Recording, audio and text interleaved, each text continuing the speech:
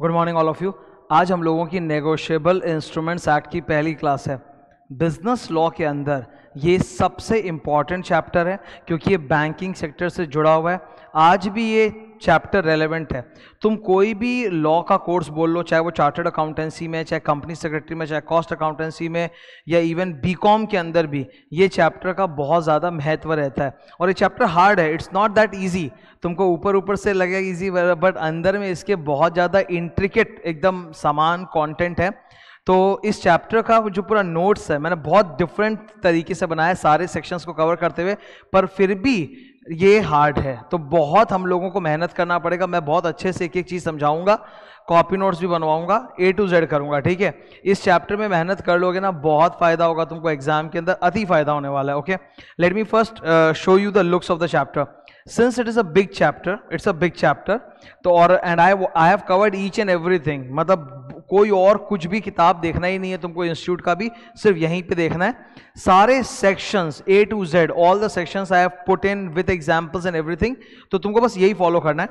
Approximately 60 pages का ये chapter बनता है, क्वेश्चन आंसर को छोड़ के। तो इन 60 पेजेस को मैंने ना 3 पार्ट में डिवाइड कर दिया है ताकि पढ़ने में घर में कन्वीनियंस लगे। वरना क्या होता है, एक बड़ा चैप्टर स्टूडेंट देखता है तो डर जाता है, हाय राम इतना बड़ा मैं खत्म ही नहीं कर पाऊंगा। तो इसलिए मैंने उसको टुकड़ों में तोड़ दिया। You have got 3 parts. यह पार्ट 1 दिख रहा है आपको, चैप्टर 24, वैसे ही चैप्टर 25 है, चैप्टर 26 है। 3 पार्ट में उसको डिवाइड कर दिया है। तो मन में रहता है ना कि हाँ चलो अभी पार्ट 1 कर लिया, पार्ट 2 बाद में कर लेंगे, पार्ट 3 बाद में कर लेंगे। मैं तो एक साथ ही पढ़ाऊंगा, मैं पार्ट 1 फिर पार्ट 2 फिर पार्ट 3 पढ़ाऊंगा। लेकिन तुम जब भी घर में रिविजन करोगे तो ऐसा नहीं है ना कि एक बड़ा चैप्टर देख के डर जाओगे। कभी नेगोशिएबल का 1 रिवाइज कर लिया, कभी नेगोशिएबल का पार्ट 2 रिवाइज कर लिया, कभी नेगोशिएबल का पार्ट 3 रिवाइज कर लिया, तो वैसे होता दिखेगा तो ईजी लगेगा, ठीक है। सर इस चैप्टर में या इस स्टैट्यूट की अगर बात करें तो सर इस स्टैट्यूट में कितने सेक्शंस हैं?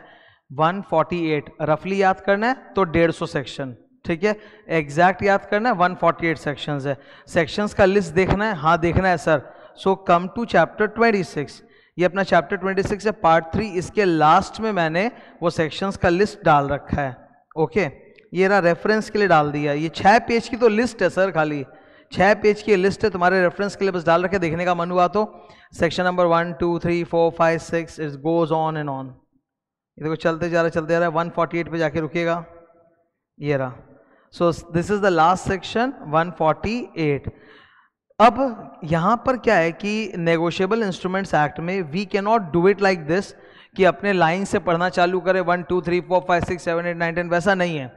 जो सेक्शंस मिलते जुलते एक टॉपिक के उनको एक साथ किया गया, जो अलग अलग टॉपिक के उनको अलग अलग किया गया, ठीक है। जैसे तुम देखो फॉर एग्जांपल ये पार्ट 1 है, चैप्टर 24। ओके, अब तुम देखो मेरे को टॉपिक वाइज सेक्शन को एक साथ करना है। यहाँ पे just you can see this. Okay, 4 से 7, फिर 17 18 आ गया। बीच के सेक्शंस वो इस टॉपिक से नहीं है तो वो आगे कहीं है। फिर 17 18 के बाद 33 34 आ गया, तो बीच के कहाँ है, वो आगे कहीं है। तो टॉपिक वाइज सेक्शंस को एक्यूमुलेट किया गया है, देख रहे हो इस तरह से पूरा सजाया हुआ है।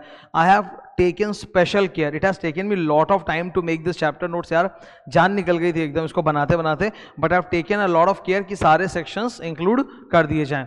तो जितने भी सिलेबस में सारे सेक्शंस है सब इंक्लूड कर दिए हैं, A to Z सब इंक्लूडेड है इसके अंदर।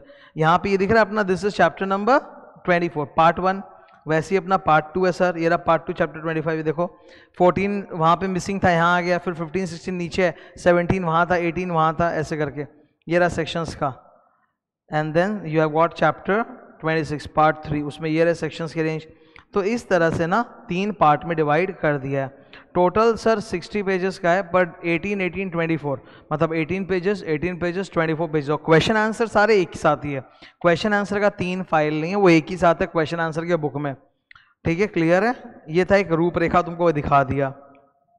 Sir what will be the preparation strategy for negotiable instruments act, just tell us. I will not write down, time ज़्यादा लग जाता है, खाली मैं शॉर्ट में बता देता हूँ क्या स्ट्रैटेजी होगी। तुम एकदम बिना स्पीड किए शांति से एकदम एक एक बात को एब्जॉर्ब करते हुए जैसा मैं बोल रहा हूँ नोट्स बनाते बनाते पढ़ोगे। मतलब मैं नोट्स बना रहा हूँ तुम भी बनाओगे, मैं बुक में लिख रहा हूँ तुम भी लिखोगे, A to Z मेरे साथ करोगे, कोई स्पीड वीड नहीं बढ़ाना। और जो मैं पढ़ाऊँ शांति से उसको एब्जॉर्ब करना। मैं एक ही चीज़ को कई बार बोलूँगा, क्यों बोलोगे कई बार, इसलिए बोलूँगा मैं कई बार ताकि वो तुमको याद हो जाए, ठीक है, ताकि अच्छी तरह से तुम्हारे दिमाग में याद हो जाए। बहुत सारे मतलब इसके अंदर इतना सारा कंटेंट है कि कुछ कुछ कंटेंट बहुत हाई फाई है, अच्छा है, जिसको बार बार बोलने की ज़रूरत है ताकि वो अंदर चला जाए। कुछ कुछ हल्का कंटेंट है, तो अकॉर्डिंगली जिसको जितना वेटेज देना वो मैं बोलते हो तो अपने आप ही करता रहूँगा। वो तुम्हारा काम नहीं, वो मेरा काम है, वो मैं कर दूंगा। ओके, तो पढ़ने का स्ट्रैटेजी, शांति से पूरा पढ़ते जाओ, जब खत्म हो जाएगा अपना क्वेश्चन आंसर भी पूरा खत्म हो जाएगा इसके संग संग ही 9 क्लासेस में। एंड देन जब मन चाहे रिवीजन स्टार्ट कर सकते हो घर में, वो तुम्हारी अपनी नेगो का तुम्हारा रिवीजन करने का मूड हुआ किसी दिन तो तुम पार्ट 1 रिवाइज कर लो, कभी पार्ट 2 कर लो, कभी पार्ट 3 कर लो। Always start from copy, always start from copy, ठीक है। तो कॉपी में आ गए सर हम लोग। अब कॉपी में आया हूं तो थोड़ा सा मैं इंट्रोडक्शन देता हूं। इंट्रोडक्शन, कॉपी में आया हूं तो थोड़ा सा इसका इंट्रोडक्शन वगैरह फ्लेवर लेते चलो, अच्छा लगेगा, ठीक है। हाँ, चैप्टर का नाम है नेगोशिएबल इंस्ट्रूमेंट्स एक्ट 1882। सबसे पहले आपको पता होना चाहिए ये इंस्ट्रूमेंट का मतलब क्या होता है। Any document through which a right is created and can be transferred to other person। ये पहले इंस्ट्रूमेंट वर्ड का मतलब, मैं एकदम सिंपल मतलब बता रहा हूं, ठीक है। एक दिन आएगा जब इंस्ट्रूमेंट का अपने डेफिनेशन भी करेंगे, पर अभी उसकी जरूरत नहीं, अभी खाली मतलब समझो। इंस्ट्रूमेंट का एकदम सिंपल एग्जांपल देता हूँ, ठीक है। फॉर एग्जांपल ये मेरे पॉकेट में 100 रुपीज़ का एक नोट है, इसी का एग्जांपल लेके बात करते हैं। ये 100 रुपीज़ का जो नोट आप देख रहे हो ये इंस्ट्रूमेंट है। ओके, ये कैसे इंस्ट्रूमेंट है? It is a document. Yes sir, it is a document. इस डॉक्यूमेंट के थ्रू कुछ राइट क्रिएट हुआ था। क्या राइट क्रिएट हुआ था? आरबीआई के गवर्नर ने इस पर लिखा है कि मैं धारक को 100 रुपये देने का वचन देता हूँ। I promise to pay the bearer a sum of 100 rupees. तो इस डॉक्यूमेंट के थ्रू एक राइट क्रिएट हुआ। ये 100 का नोट मेरे पास है, मतलब इस 100 रुपये की वैल्यू मेरे पास है। I have that right. Can I transfer it to somebody? Yes sir, you can transfer it. मैं शॉपिंग पे गया, मुझे कोई सामान लेना है, मैं ये नोट दे दूंगा तो ये जो राइट मेरे पास है ये उसके पास चला जाएगा। तो instrument is a document through which a right is created and can be transferred. Very simple. Now sir, second is, what is the meaning of the word negotiable here? The word negotiable here, it means transferable, मतलब हम किसी और को दे सकते हैं। Transferable, हम किसी और को दे सकते हैं। That is the meaning of negotiable. कानून में ना शब्दों के अर्थ अलग अलग हो जाते हैं। जैसे एक नॉर्मल आदमी जो लॉ नहीं पढ़ता उसके लिए इंस्ट्रूमेंट का मतलब होता है some kind of an equipment और अ म्यूजिकल इंस्ट्रूमेंट। हम लोग जो लॉ की पढ़ाई कर रहे हैं हमारे लिए इंस्ट्रूमेंट का मतलब वो बिल्कुल नहीं है। हमारे लिए इंस्ट्रूमेंट का मतलब है document through which a right is created and transferred. Negotiable, तुम किसी के सामने जाके नेगोशिएबल बोलो तो उसको लगे बार्गेनिंग करने को आया है, नेगोशिएशन करने आया है, बार्गेनिंग करने आया है। एक आम आदमी के लिए नेगोशिएबल का मतलब है कि बार्गेनिंग कर सकते हैं। यहाँ वो मतलब बिल्कुल नहीं है। यहाँ नेगोशिएबल का मतलब है ट्रांसफरेबल, कि मैं अपना ये राइट किसी और को ट्रांसफ़र कर सकता हूँ। सर ट्रांसफ़र करने के ना 2 तरीके होते हैं, ठीक है। Number 1, मियर delivery. मियर डिलीवरी, मियर डिलीवरी का मतलब है सिर्फ, मियर मतलब होता है सिर्फ डिलीवरी। जैसे ये 100 रुपये का नोट है, अगर मैं ये किसी को देना चाहता हूँ, ये हक मैं किसी और को देना चाहता हूँ तो कुछ नहीं, बस मुझे उसको ये नोट देना पड़ेगा। ये नोट जैसे दूंगा उसका हो जाएगा, दैट्स ऑल। क्या मुझे इस नोट के पीछे साइन करना, कुछ करना? कुछ नहीं, बिल्कुल। वो तो सर वो इलीगल है, साइन मत कर देना, नोट बेकार हो जाएगा। हाँ, तो नोट के पीछे साइन नहीं करना, बस ऐसे ही दे देना, मियर डिलीवरी। तो an instrument which can be transferable by just mere delivery is called, उसको अपने एक नाम देते हैं, ठीक है। We call it bearer instrument. क्या बोलते हैं सर? बेयरर। तुम देखो ना इस पे इंग्लिश में आरबीआई के गवर्नर ने क्या लिखा है? आई promise to pay the bearer. Bearer मतलब जिसके पास ये है उसको 100 रुपया मिल जाएगा, सिंपल सी बात है, बेयरर। तो इसको बेयरर इंस्ट्रूमेंट बोलते हैं। नेक्स्ट एक तरीका और होता है ट्रांसफर करने का, वो होता है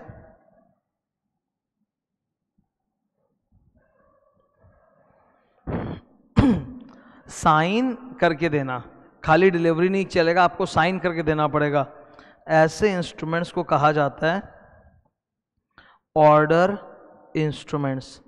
चेक्स में ही देखने को मिलता है, ज़्यादातर ये चेक में देखने को मिलता है। चेक में साइन कर करके एक दूसरे को आप पास ऑन कर सकते हो, तो वो ऑर्डर चेक होता है, ठीक है, उसमें साइन करके देना पड़ता है। तो एक एक्स्ट्रा स्टेप है that you have to sign it, और कुछ नहीं।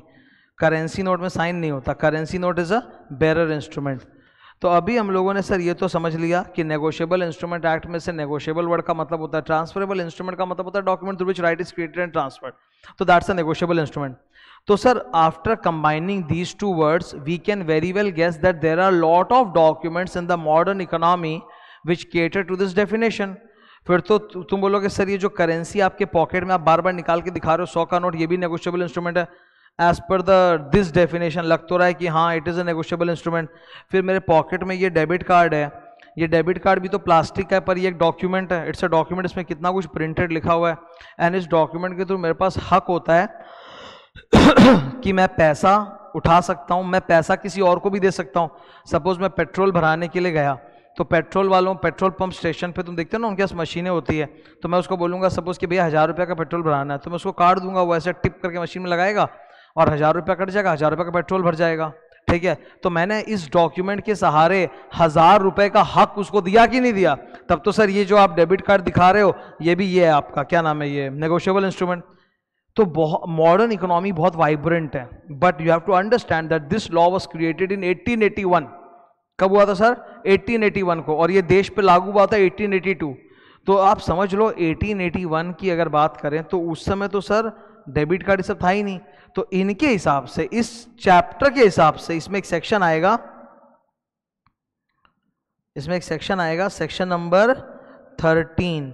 वो क्लियर बोलता है कि for this statute negotiable instrument means only 3 types of instrument: promissory note, bills of exchange, check। तो इनके हिसाब से इन्होंने खुद डेफिनेशन बोल के डाल रखा है कि although there can be lot of instruments which look like negotiable instrument, but this law, this statute that we are discussing does not cater to those instruments. It caters only to 3 specific types of negotiable instrument, that is promissory note, bill of exchange और check। बस ये इसी को cater करता है, okay. तो promissory note, bill of exchange एकदम शुरू में आते हैं, इनका सेक्शन नंबर होता है सेक्शन 4, सेक्शन 5, सेक्शन 6, ठीक है। सेक्शन 4 है आपका promissory note, फिर bill of exchange, फिर check, सेक्शन 4, 5, 6। तो ये है कुछ इंट्रोडक्शन। अब इंट्रोडक्शन समझ में आया कि नेगोशिएबल इंस्ट्रूमेंट क्या होता है। Let me just recap this for you, फिर मैं क्लोज करके ना थोड़ा और आगे जाऊंगा, ओके। एक बार बुक में ले चलूंगा। What is negotiable instrument? Sir negotiable का मतलब होता है ट्रांसफरेबल। ट्रांसफरेबल सर 2 तरीके से होता है, सिर्फ डिलीवरी, ओनली डिलीवरी, या फिर सर आप बोल सकते हो साइन एंड डिलीवरी। अगर वो ऐसा है कि सिर्फ डिलीवरी से हो सकता है तो उसको हम लोग बोलते हैं बेरर इंस्ट्रूमेंट। अगर सर साइन करके देना पड़ता है तब अपने उसको बोलते हैं order instrument, okay. Negotiable instrument, sir instrument का मतलब क्या होता है? इंस्ट्रूमेंट का मतलब होता है document through which right is created and transferred, okay.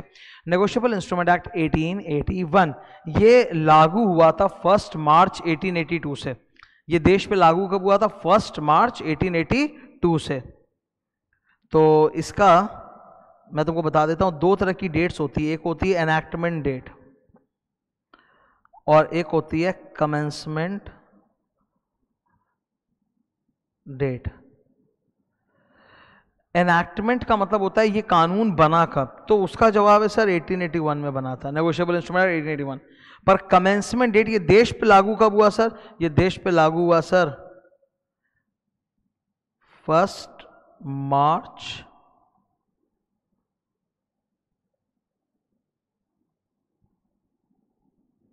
1882 से ये देश पे लागू हुआ है, okay. So that was our introduction. एक बार बुक में ले चलता हूँ, बुक में दिखा देता हूँ, बुक में सब डाला हुआ है मेरा। ये रहा पार्ट 1 अपना स्टार्ट हुआ, आगे बढ़ो, ठीक है। I am on page number 24.2। ये देखो इधर पॉइंट नंबर 1, नेगोशिएबल का मतलब transferable. There are 2 modes of transfer, mere delivery, endorse and delivery, bearer order, हो गया। इंस्ट्रूमेंट का मतलब दिख गया। फिर ये रहा, सो अल्टीमेटली नेगोशिएबल इंस्ट्रूमेंट का मतलब क्या है? ये a document through which a right can be transfer to some other person by delivery, okay.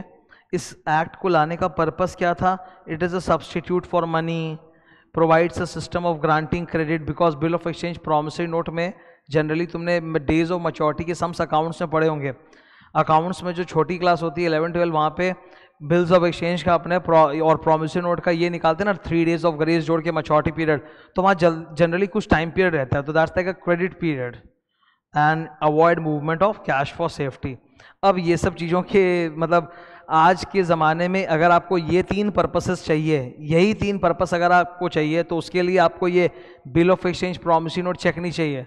आज सब ऑनलाइन ट्रांसफ़र हो रहा है इंटरनेट से, ई वॉलेट है तुम्हारे पास, पेटीएम, यूपीआई, सब कुछ कार्ड से होता है, तो ये सब अब वैसे तो थोड़ा कम हो गया है, काफ़ी कम हो गया है, बट ये लॉ आज भी रेलेवेंट है, चेकबुक आज भी चलती है। सर बिल ऑफ एक्सचेंज बहुत समय से स्कूल में पढ़े हैं, क्या रियल वर्ल्ड में बिल ऑफ एक्सचेंज होता है? मैंने खुद देखा है, होता है। और मैं छोटा एग्जाम्पल नहीं दूंगा, I give you a big example. Hyundai बोल के कंपनी है ना, ह्यूंडई जो गाड़ी बनाती है, ओके, चेन्नई में उनका प्लांट है, ठीक है। ह्यूंडई अपने सप्लायर्स को बिल ऑफ एक्सचेंज देता है। अब बोलो तुम, ह्यूंडई जैसा बड़ा कंपनी दे रहा है, तो होता है ऐसा नहीं कि खत्म हो गया है, पर कॉमन यूज में जल्दी से देखने को अपने को नहीं मिलता है, वो अपने को ज्यादातर चेक मिल जाता है, ठीक है। Now this section 13 clearly tells us कि this particular law, in this law negotiable instrument is limited और restricted to only 3 things. Number 1 sir promissory note, number 2 bill of exchange, and number 3 cheque. Sir बस यही 3 चीज के ऊपर है ये पूरा का पूरा कानून, ओके। डन है, ये हो गया अपना इंट्रोडक्शन। तो ये तो था मीनिंग ऑफ नेगोशिएबल इंस्ट्रूमेंट, जो मैंने तुमको करा दिया, इंट्रोड्यूस करा दिया। अब टाइम है थोड़ा आगे जाने का, back to copy.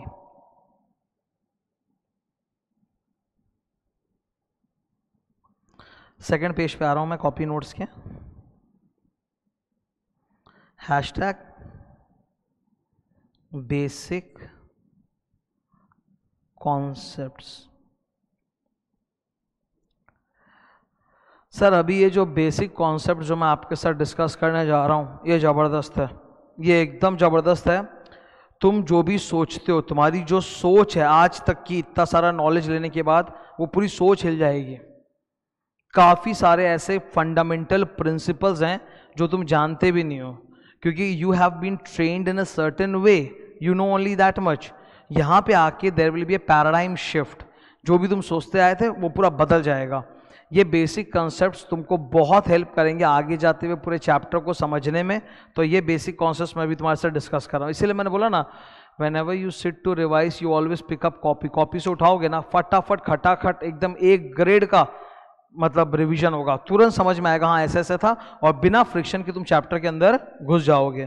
Okay, so let's start sir. My first basic concept with you is number 1, negotiation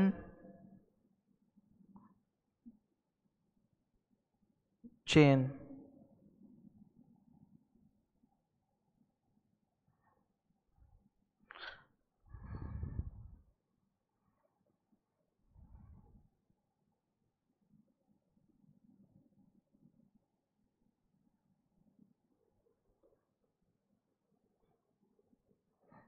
इस तरह के डायग्राम बहुत आएंगे कि there is a mister A, उसने नेगोशिएबल इंस्ट्रूमेंट यानी कि बिल ऑफ एक्सचेंज या प्रॉमिसरी नोट या चेक, तो अब से इसको शॉर्ट में एनआई या इंस्ट्रूमेंट बोलेंगे, ठीक है। वो जो bill of exchange promissory note cheque है इतना लंबा, उसको अब से सिर्फ एनआई या इंस्ट्रूमेंट बोलेंगे।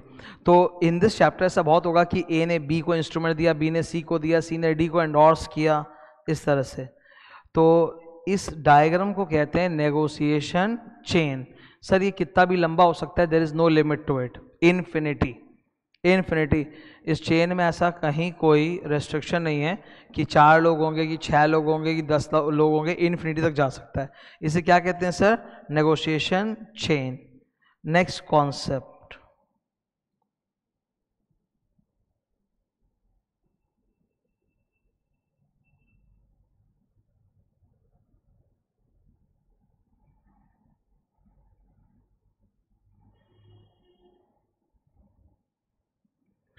नेगोशिएशन लूप या नेगोशिएशन बैक।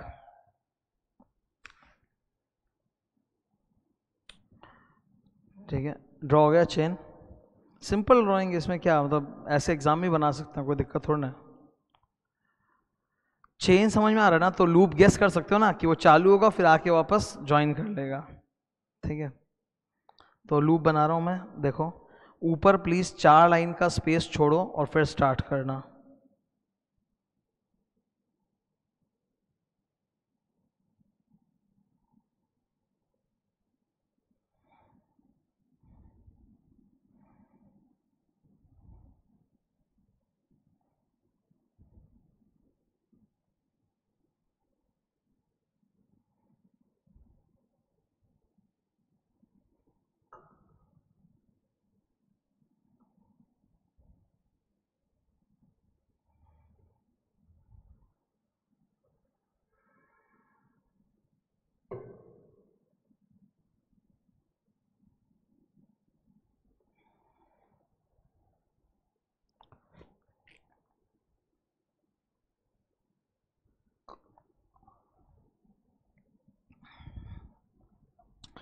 हेलो, ऊपर 4 लाइन का स्पेस छोड़ना, और क्यों छोड़ा पता चल जाएगा।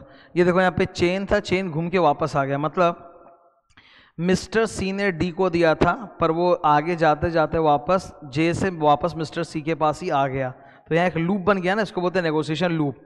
अच्छा, जब सी के पास आ गया तो सी वापस ये किसी और को दे सकता है, ऐसा नहीं कि बस सी के पास आ गया तो स्टॉप। सी वापस चाहे तो किसी और को पास ऑन कर सकता है।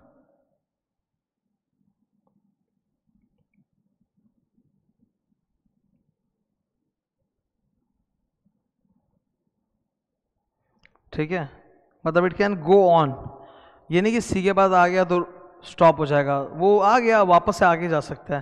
तो इसको बोलते हैं नेगोशिएशन लूप या नेगोशिएशन बैक। बैक मतलब सी ने दिया था आगे सबको और सी से सी को वापस बैक आ गया वो इंस्ट्रूमेंट, ठीक है।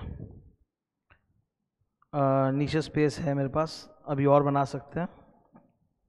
नेक्स्ट पेज बनाता हूँ, फालतू स्पेस की दिक्कत पड़ जाएगी नहीं तो मेरे को।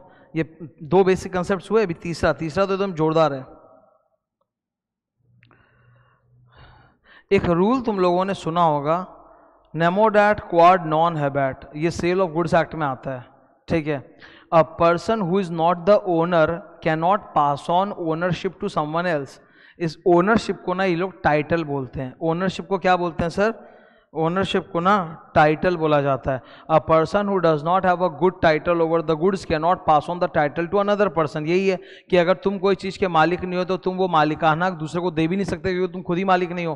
That is nemo dat quod non habet. पर यहां ये फंडा अप्लाई नहीं होता। द जनरल रूल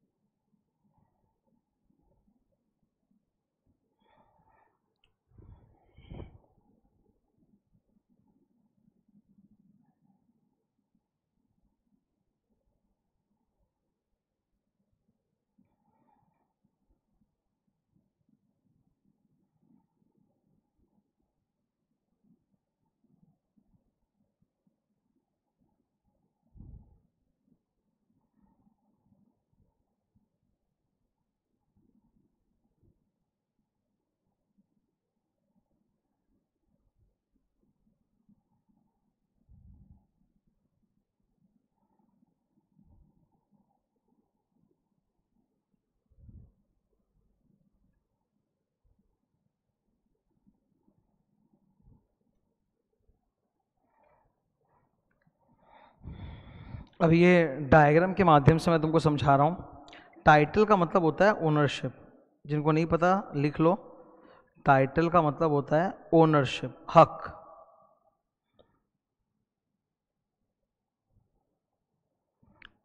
ठीक है। In case of negotiable instrument, a person who does not have valid title over the instrument, मतलब वो मालिक नहीं है, can still pass a valid title to another person. ये नेमोडैट वाले नियम का एकदम उल्टा है। नेमोडैट बोलता है जिसके पास वैलिड टाइटल नहीं वो दूसरे को नहीं दे सकता, यहाँ दे सकता है। जैसे ए ने इंस्ट्रूमेंट दिया था बी को, ओके। अब कोई मिस्टर सी होगा जो चोर है, उसने ना मिस्टर बी से, सी ने बी से चेक चोरी कर लिया था, ठीक है। तो अगर चोर ने चोरी कर लिया है वो इंस्ट्रूमेंट, तो उसकी टाइटल खुद की क्या है? Bad title. क्या चोर मालिक बन जाएगा? नहीं। चोर ने अगर चेक या बिल ऑफ एक्सचेंज चुरा लिया है तो वो तो उसकी खुद की टाइटल तो बैड टाइटल है, पर उसने वो किसी और को दे दिया, मिस्टर डी को, एंड मिस्टर डी इज एकदम सीधा साधा इनोसेंट, कोई गलत नहीं, तो इस बंदे की होगी गुड टाइटल। ठीक है। ऐसे बंदे को, मिस्टर डी को, भविष्य में हम लोग बुलाएंगे एक नाम से, HIDC, holder in due course, वो बाद में पढ़ाऊंगा। ठीक है, HIDC बोलते हैं इसको, ऐसे बंदे को। मतलब चोर का खुद का टाइटल खराब है, डिफेक्टिव है, पर उसने फिर भी मिस्टर डी को कौन सा टाइटल पास कर दिया? Good title. ठीक है, तो बैड टाइटल वाला पर्सन भी गुड टाइटल पास कर सकता है। तो यहां Nemo dat quod non heavyweight apply नहीं होता।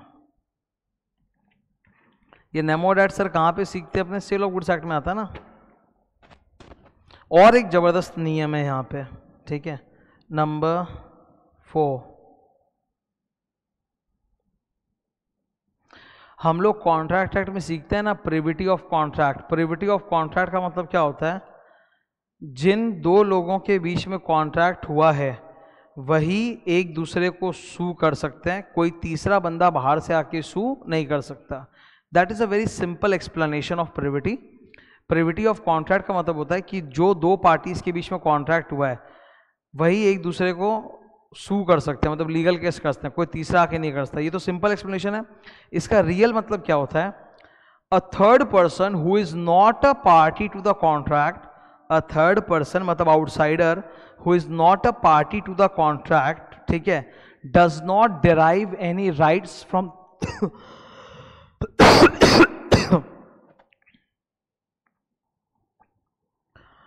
हाँ सॉरी, खांसी आ गए थे।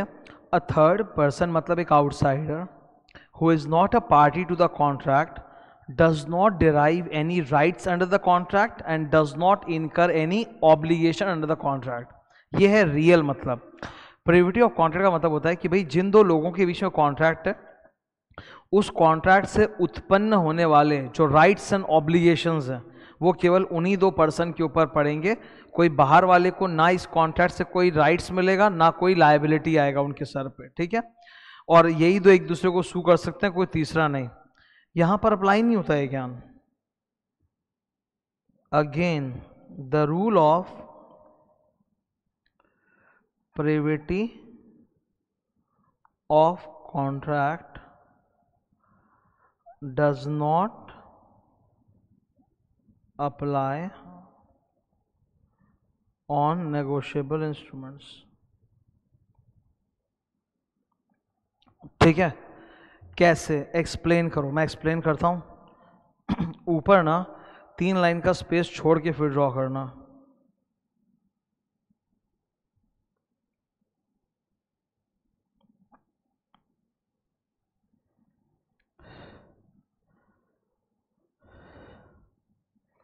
पांच लोग ड्रॉ किए हैं, पहले दोनों के बीच में स्पेस ज्यादा रखा है, वो क्यों बाद में?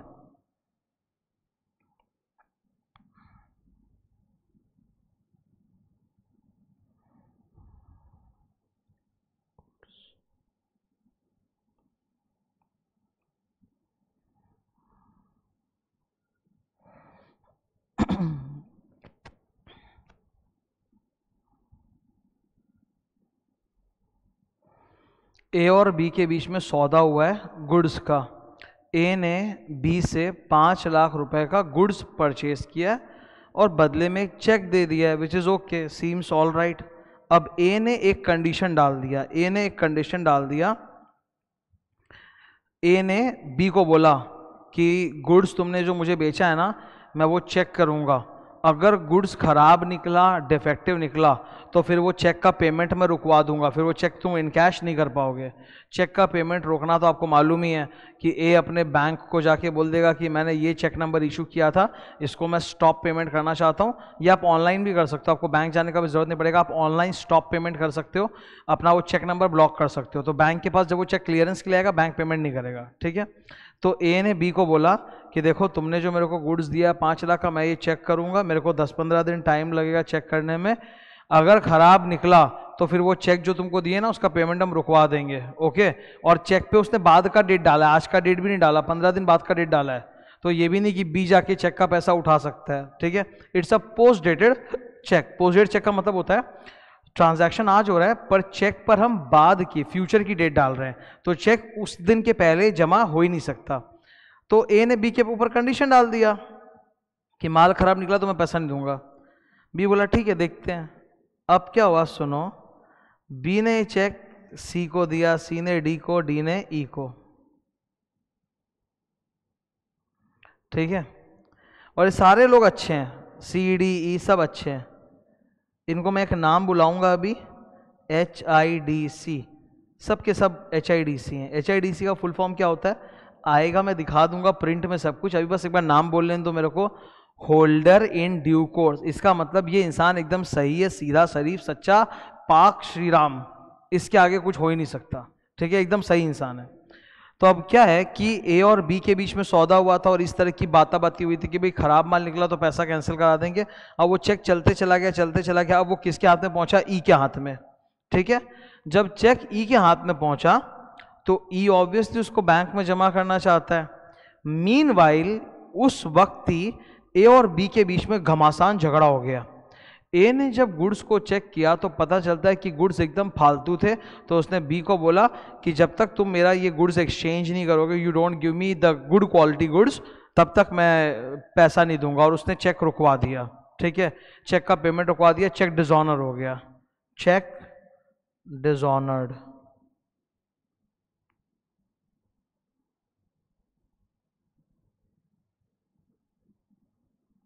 चेक सर डिसऑनर हो गया, ठीक है। तो अब ई को बहुत गुस्सा आया, ई बोलता है मैं लीगल केस करूंगा। क्वेश्चन है ई, क्या मिस्टर ई ए के खिलाफ लीगल केस कर सकते हैं? क्या मिस्टर ई ए के खिलाफ लीगल केस कर सकते हैं? That is the question.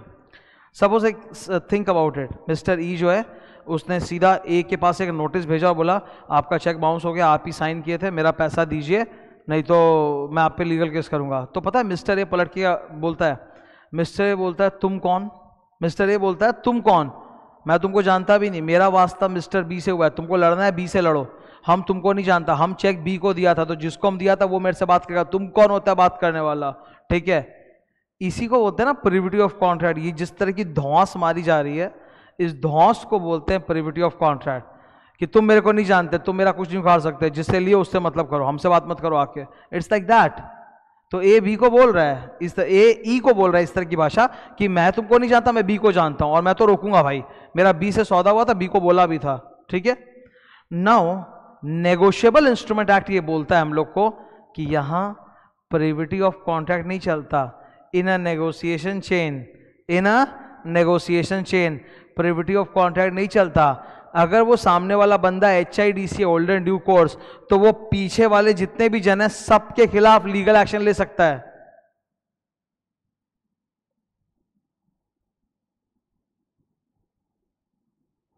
वो सबके खिलाफ लीगल एक्शन ले सकता है, D, C, B, A सबके खिलाफ। मिस्टर ए या मिस्टर बी या मिस्टर सी, वो लोग ये नहीं बोल सकते कि हम आपको नहीं जानते, आप कौन, आपका डी से सौदा हुआ था, डी ने आपको चेक दिया था, डी को करो। वो सबको करेगा, वो D, C, B, A पूरा पीछे तक सबको सू कर सकता है। तो यहाँ प्रिविटी ऑफ कॉन्ट्रैक्ट लग ही नहीं रहा। अगर यहाँ प्रिविटी ऑफ कॉन्ट्रैक्ट लगता ना, अगर लगता तो ये नहीं हो पाता, ये भी नहीं हो पाता, ये भी नहीं हो पाता। सिर्फ डी और ई में केस हो पाता, बिकॉज डी ने ई को इंस्ट्रूमेंट दिया है तो वो सिर्फ डी को ही सू कर पाता, वो पीछे वालों को सू नहीं कर पाता। बट नेगोशिएबल इंस्ट्रूमेंट एक्ट में वो किसी को भी सू कर सकता है, बिकॉज यहां प्रिविटी ऑफ कॉन्ट्रैक्ट अप्लाई नहीं करता।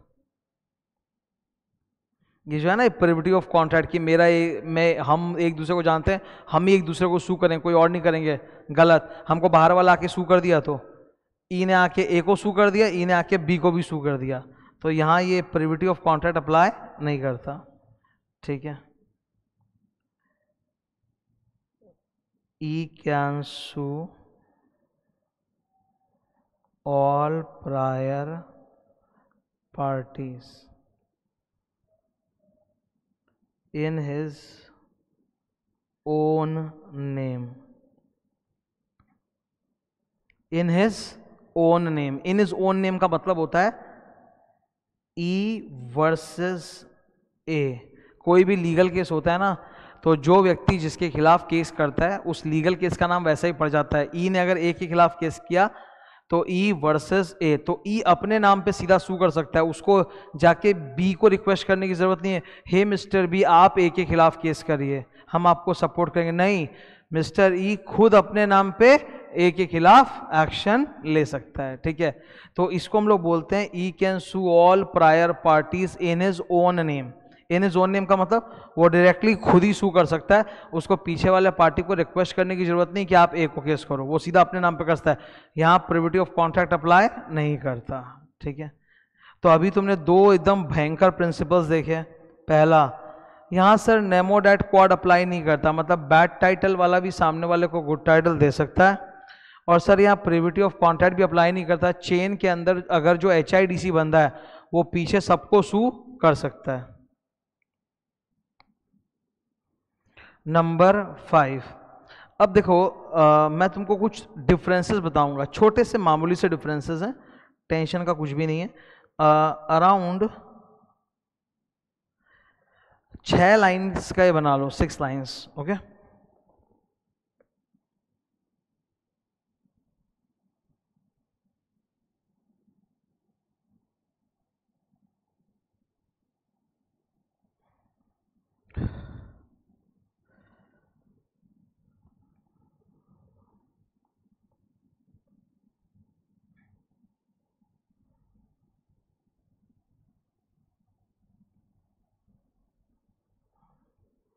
एक तरफ है promissory note bill of exchange PNB और दूसरी तरफ है चेक। क्या फर्क है सर इनमें, बेसिक डिफरेंस बताइए।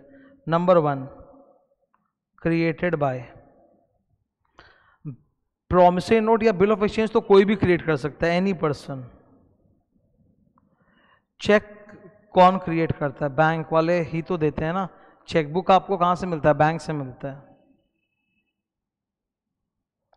स्टैंपिंग, छोटा छोटा ना रेड कलर का स्टैंप होता है जिसमें टाइगर का, लायन का एम्बलम रहता है। हमारे देश का जो नेशनल एम्बलम है ना, अशोकन पिलर, लायन चार तरफ में, वो जो हमारे देश का नेशनल एम्बलम है। तो ये कोई नॉर्मल पोस्टेज वाला स्टैंप नहीं है, पोस्ट वाला स्टैंप नहीं है, ये इसको रेवेन्यू स्टैंप बोलते हैं। कभी भी तुम लोग पोस्ट ऑफिस में जाओगे, बोलोगे कि भैया हमको रेवेन्यू स्टैंप चाहिए, तो वो तुमको पूछे कितने का चाहिए, तो वो दे देगा उतने का। लाल रंग का होता है छोटा सा, जिसपे वो नेशनल एम्बलम बना हुआ रहता है, इट्स अ रेवेन्यू स्टैम्प। ठीक है, प्रॉमिसरी नोट और बिल ऑफ एक्सचेंज पे स्टैंपिंग की जरूरत होती है।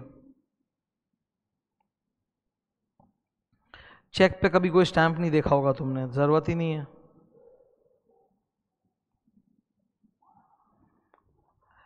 तो promissory note bill of exchange ये है ना, ये समझ में आ रहा है। तो इधर PN मतलब प्रॉमिसरी नोट, B मतलब bill of exchange.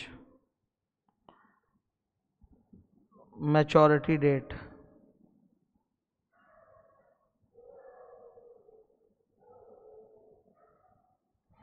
Promissory note और बिल ऑफ एक्सचेंज में यूजुअली एक टाइम पीरियड रहता है, उसके बाद पेमेंट होता है, तो हमें मैच्योरिटी डेट कैलकुलेट करना पड़ता है। चेक में अप्लाई नहीं करता, चेक का कोई मैच्योरिटी नहीं होता। चेक जिस दिन से इनकैशेबल है वही डेट आपको डालनी पड़ती है। जैसे अगर आज से इनकैशेबल है तो आज का डेट, अगर बाद से इनकैशेबल है तो बाद का डेट। चेक में कोई भी टाइम पीरियड नहीं हो सकता कि 3 महीने बाद पेमेंट होगा, 6 महीना बाद पेमेंट होगा, ऐसा नहीं होता चेक में। चेक में जो दिन से पेमेंट होना वही दिन आपको डाल के देना है। Number 4, is it time instrument और डिमांड इंस्ट्रूमेंट और ईदर। डिमांड इंस्ट्रूमेंट वो होता है जो तुरंत पेमेंट करना, मतलब अभी दिखाया अभी पैसा लाओ। टाइम इंस्ट्रूमेंट मतलब होता है कुछ महीनों के गैप के बाद पेमेंट होगा। तो बिल ऑफ एक्सचेंज या प्रॉमिसरी नोट कैसा भी हो सकता है, टाइम या डिमांड, लेकिन cheque is always demand. Cheque हमेशा डिमांड इंस्ट्रूमेंट होता है, चेक में कभी भी टाइम गैप नहीं हो सकता। ठीक है, तो ये कुछ हल्के फुल्के पॉइंट्स ऑफ डिफरेंस है तुम्हारे जानकारी के लिए। ये सब चीज़ तो मैं 50 बार और बोलूँगा, आते जाएगा ये बार बार। ठीक है, ये था अपना 5th। अभी मुझे 2 बेसिक कॉन्सेप्ट्स और कराने हैं। There are total 7 basic concepts. अभी 5 हो गया ना, अभी 6ठा। Noting and protesting.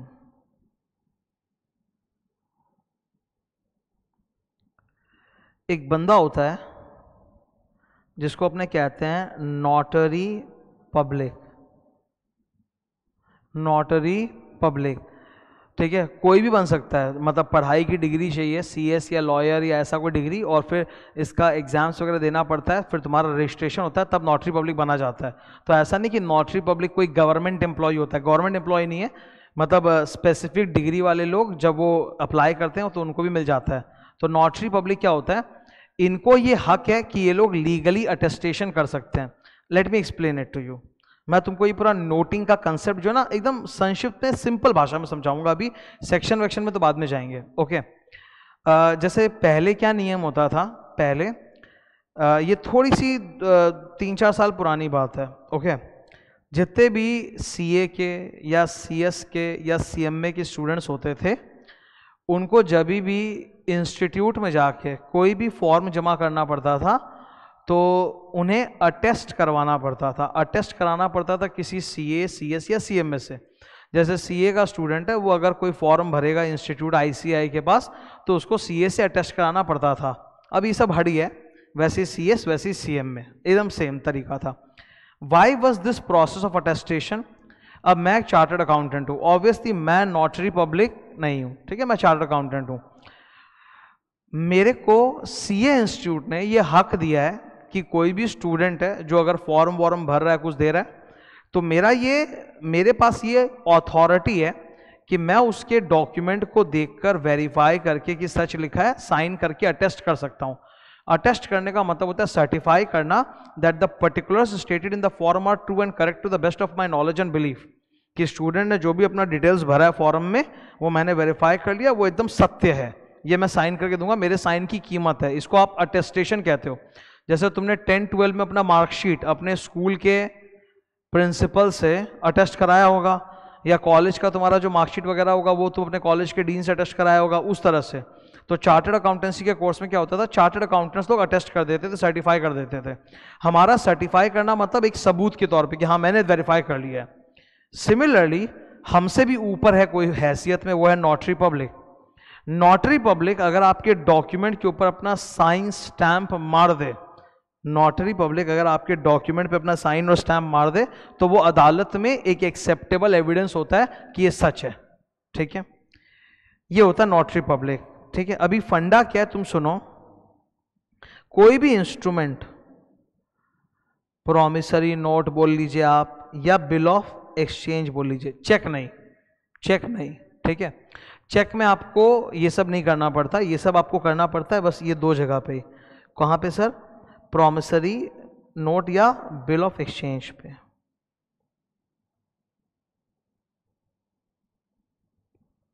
ठीक है, प्रॉमिसरी नोट या फिर बिल, इन दोनों में ये फंडा होता है। मान लीजिए सर कि ये डिसऑनर हो गया। क्या हो गया? डिसऑनर्ड।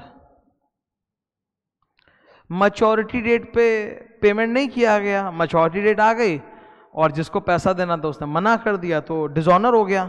तो अब आपको चाहिए एक प्रूफ, आपको चाहिए एक प्रूफ, ठीक है। तो दो तरह से प्रूफ हो सकता है। फर्स्ट, नोटिंग, नोटरी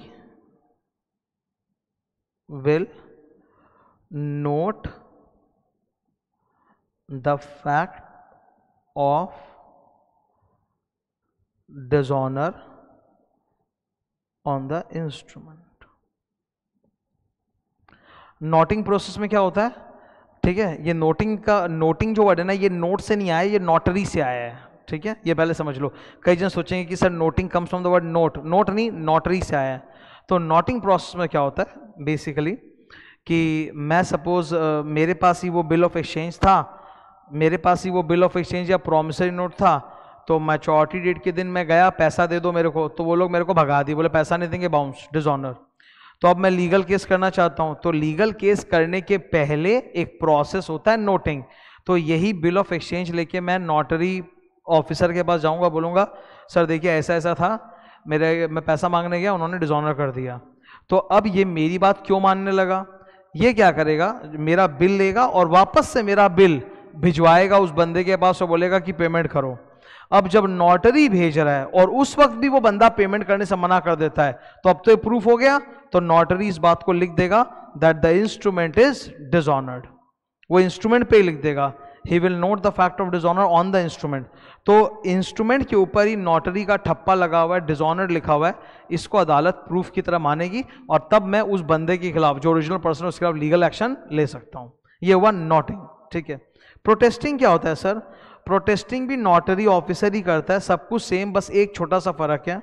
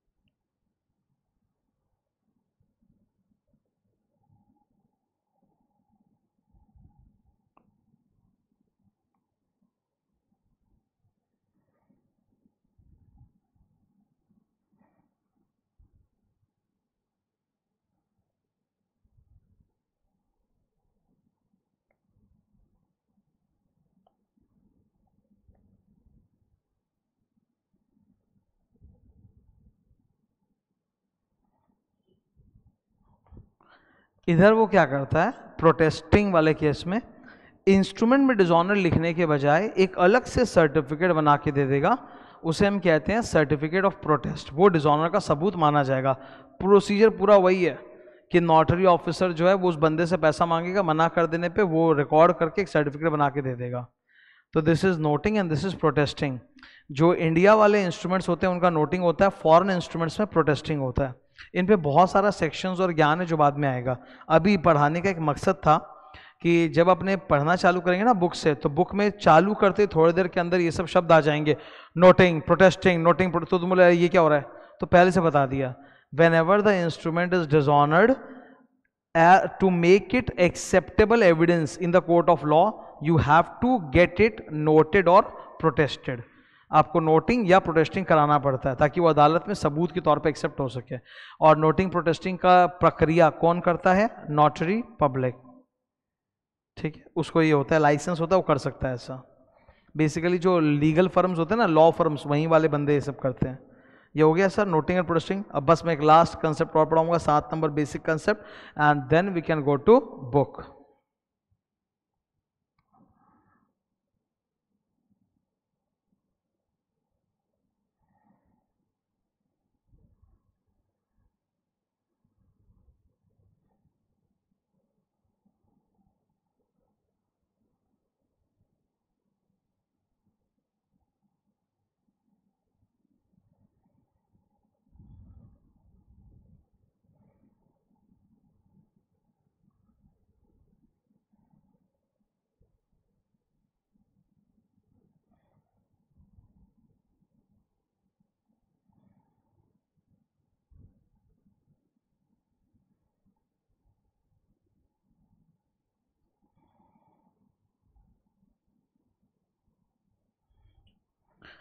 डिसऑनर दो तरीके का होता है, ये बताना मेरे लिए ज़रूरी था, बिकॉज जो आज तक की तुम्हारी नॉलेज है तुमको सिर्फ एक ही डिसऑनर मालूम है, और वो है डिसऑनर बाय नॉन पेमेंट, जिसको भी मैंने बॉक्स में डाला है कि भाई मैच्योरिटी पे पैसा मांगने गए, पैसा नहीं दिया या चेक बाउंस हो गया तो उसको बोलते हैं डिसऑनर हो गया। तो तुमको बस एक ही डिसऑनर मालूम था, वो था डिसऑनर बाय नॉन पेमेंट, ठीक है, कि पेमेंट करने से मना कर दिया। एक और डिसऑनर होता है, ये वाला डिसऑनर सिर्फ और सिर्फ बिल्स ऑफ एक्सचेंज पे होता है।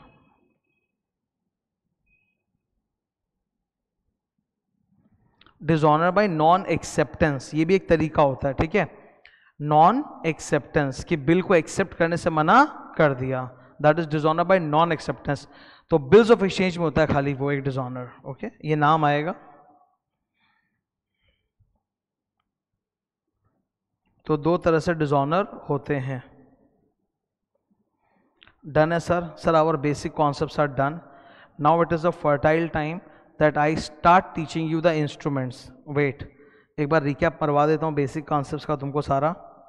ये मेरी कहानी चालू हुई थी इंस्ट्रूमेंट नेगोशिएबल इन सब का मतलब बताने से, फिर एक एक करके basic concept, negotiation chain, negotiation loop, nemo dat apply नहीं करता, यानी बैड टाइटल वाला भी सामने वाले को गुड टाइटल पास कर सकता है। प्रिविटी ऑफ कॉन्ट्रैक्ट अप्लाई नहीं करता, मतलब चेन के अंदर जो HIDC है वो पीछे किसी को भी सू कर सकता है, कोई ये नहीं बोलता कि मैं नहीं जानता तुम कौन, ये भाषा नहीं चलेगी। Points of difference, basic difference between cheque and the other two, noting and protesting to make the dishonour, जो डिसऑनर हो गया उस बात को लीगली एक्सेप्टेबल बनाने के लिए, एडमिसिबल एविडेंस क्रिएट करने के लिए हमें नोटिंग या प्रोटेस्टिंग करानी पड़ती है फ्रॉम द नोटरी। नोटिंग में बंदा सिर्फ नोट करता है इंस्ट्रूमेंट के ऊपर, प्रोटेस्टिंग में वो एक अलग से सर्टिफिकेट बना के देता है डिसऑनर के लिए, ठीक है। डिसऑनर सर दो तरीके से हो सकता है, डिसऑनर बाय नॉन पेमेंट, वो किसी का भी होता है, और last dishonour bye non acceptance जो सिर्फ बिल में होता है। ओके, क्लोज कर दो। अब इसको क्लोज करो, बुक में जाते हैं एक बार, ये आ गए यहाँ पे, ठीक है। अब छोटी छोटी बेसिक कुछ बातें पढ़ेंगे और उसके एक थोड़ी देर के अंदर ही देखो हम लोग घुस जाएंगे इन तीन बड़े चीज़ों में, और इनको सर मैं ना पूरा डायग्राम बना के इसका तुमको एकदम पोरी क्लियर करूँगा। स्टूडेंट्स को बिल ऑफ एक्सचेंज का फॉर्मेट समझ में नहीं आता कि कौन क्या है कैसे हो रहा है, क्योंकि वो बहुत अलग टाइप का होता है। तो मैं तुमको तीनों का प्रॉपर डायग्राम बना के शो करूंगा एकदम कैसा होता है, कौन क्या करता है, कैसे करता है, वो आर द पार्टीज। तो इसको सर डिटेल में एकदम डिस्कस करेंगे। पहले एक बार थोड़ा ये चिल्लड़ जो है इसको ख़त्म कर लेते हैं, ओके, प्रिलिमिनरी चिल्लड़।